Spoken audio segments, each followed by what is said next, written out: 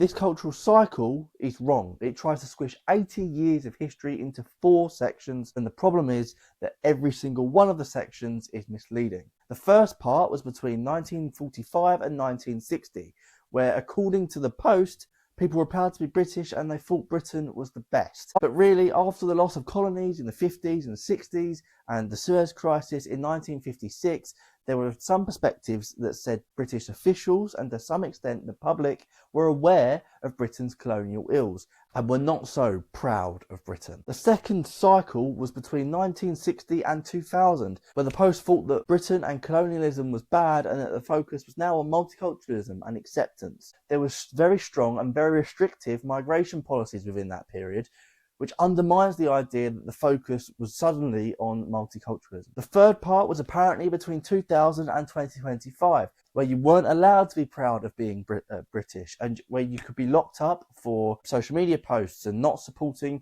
alphabet identities. It also said that crimes committed by certain religious cultures and ethnic cultures were overlooked. And don't get me wrong, legislation has been passed to protect LGBTQ people, ethnic groups, and religious people as well. It's also arguable to some extent privacy rights have been infringed upon, and that there have been cases of overzealous reporting and arrests for things that have been said online. But that doesn't mean you can't be proud of Britain or being British. And the legislation I just talked about doesn't actually undermine the rights of British people as the Post would see it. In fact, it arguably strengthens them. Also, politically, there have been loads of cases of people being proud of being British. It's been present in both Labour and Conservative governments' rhetoric and in the Brexit referendum, where being proud of being British and wanting to retain British sovereignty and immigration laws were a focus of the Leave campaign. It's also something that we all celebrate culturally during things like right now with the World Cup or during COVID. The fourth part was apparently from 2025 onwards, where people were so frustrated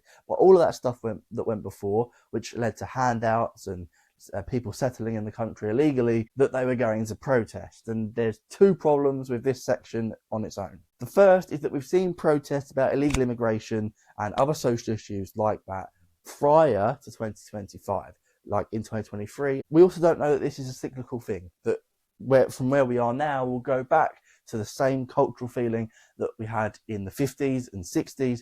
So to recap, somehow every single part of this cultural cycle was misleading and wrong or unfair. Anyway, this is Stupid Stories by News of the Week, the show where we go behind the headline or misleading social media posts to help you stay informed and tackle misleading information online. If you want more of that, give this episode a like, comment on this and share it with a friend because it helps me a lot.